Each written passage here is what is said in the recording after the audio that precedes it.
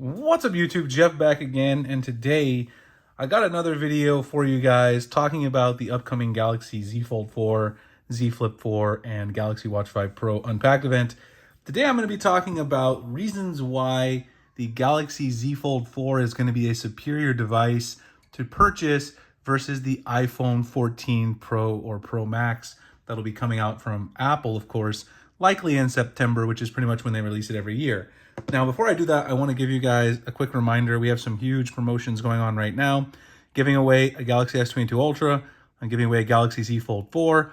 And also, if you're pre-ordering a Galaxy Z Fold 4, I'm also going to be giving away free boxes where you get a case, a phone stand, and a cleaning kit. All you got to do is hit the link on my website. It's 100% free. Shipping is free. All you have to do is give me your email and obviously your address so I can ship it, because otherwise, how would I get it to you? But everything is free. If you're pre-ordering from Unpacked, check out the links below and also check out the giveaway. But today I want to talk about Galaxy Z Fold versus iPhone Pro Max. So this, of course, is the Galaxy Z Fold 3 and the iPhone 13 Pro Max. I own both a 13 Pro and a Pro Max, and I actually use the iPhone 13 Pro a lot for filming videos.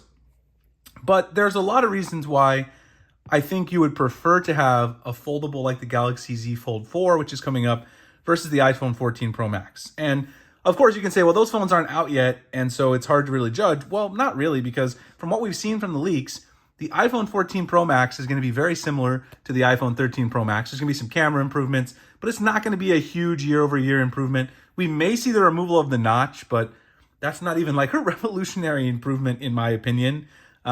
So we can certainly make some inferences about the differences between these and, of course, the form factor differences.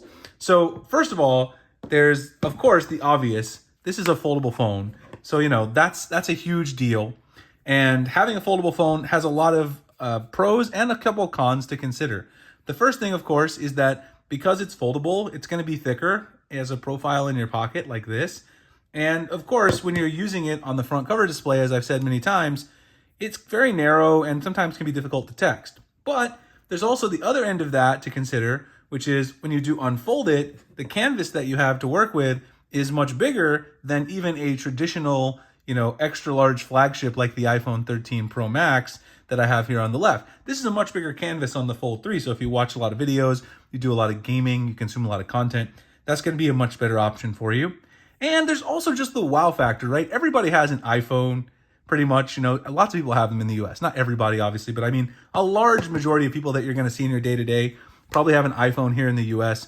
And if you have the foldable phone, there's just the wow factor to it. If you're sitting out at a restaurant or you're at a bar and you flip open your phone, you start doing stuff, right? You're getting on Twitter, you're answering your emails, whatever you're doing. That's just a wow factor. It's kind of a cool thing, an enjoyable thing.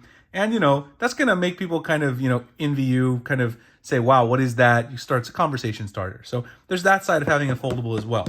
But the thickness and the narrowness are certainly something to consider as well. But personally, I think that wow factor is worth it if you're already someone who needs a really big phone and you want to consume content at the end of the day.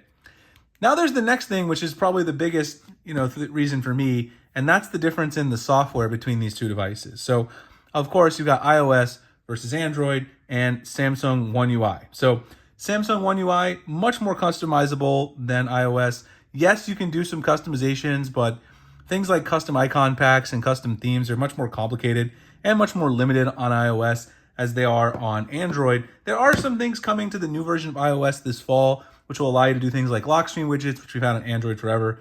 But you can see here, I've got custom icon pack. I've got a custom theme here. There's really a lot of cool stuff that you can do with your Android device. And One UI in particular for Samsung is a super customizable operating system and probably the most customizable skin. Well, I shouldn't say that. Xiaomi has some very good stuff too, but definitely the most customizable mainstream operating system that's out there when you're comparing these two giants of Apple and Samsung that are both vying for the majority of the market share that are out there.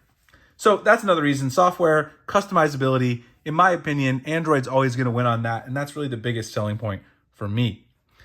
The next reason is something that I think is really important to a lot of people who have a large phone, and maybe those people don't speak up quite as often. If you're a student or something like that, and you use your phone to get schoolwork done, you can use the S Pen on the Z Fold 3, and that'll also be the case on the Z Fold 4.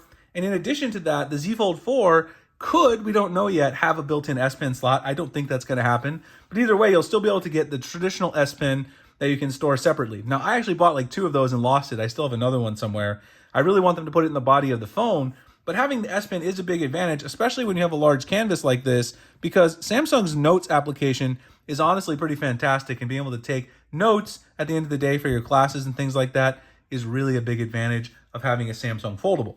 And also, if you're worried about that, more narrow display that I was talking about before, Samsung is going to make that wider on the Fold 4. We've already seen all leaks confirming that it's going to be wider. Now, it's obviously not going to be as wide as something like this phone, but it is going to creep out a little bit wider, and I think that will help actually quite a bit with the texting and the other kind of issues that I mentioned so far in this video.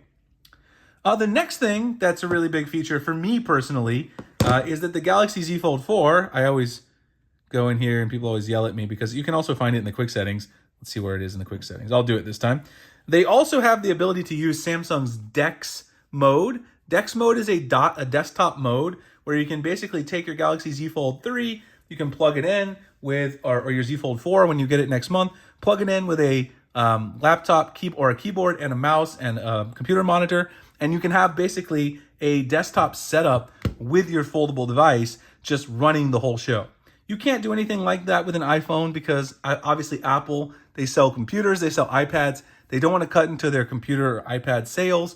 And for that very reason, of course, they don't want to give you the option to run something like a DeX mode like Samsung does. So that's a huge advantage, and something that if you're a student, you're considering a new phone this fall, I would consider to get the Galaxy Z Fold 4. It's definitely going to be compatible with Samsung DeX. So far, 4 reasons. Again, as I said, you've got the foldable form factor, the software experience, the S Pen, the DeX mode, which is really, really awesome.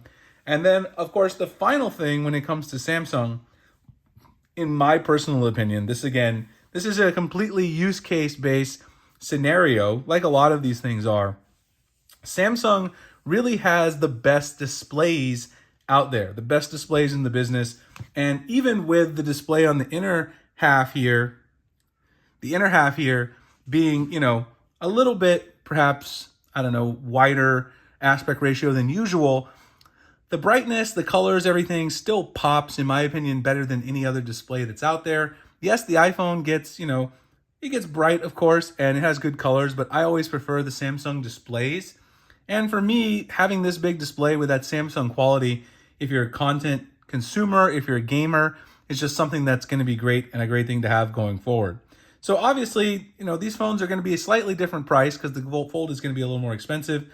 But if you are someone who, creates a lot of content, you consume content, you watch media, you play games, all those various things, and you do care about the S Pen and DeX mode, and this foldable form factor is going to be a benefit to you, I think it would really kind of make sense to go with the Z Fold 4 over the iPhone 14 Pro Max next month.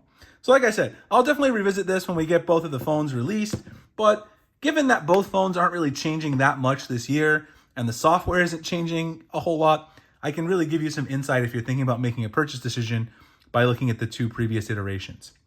Anyway, if you guys want to check out the giveaways as well as my Z Fold 4 pre-order bonuses for Unpacked, I'll drop all the links below to that. You can check it out on my website. Like, comment, subscribe, hit the notification icon for future videos like this. I appreciate you guys checking it out, and I'll see you in the next one. Thanks a lot for watching.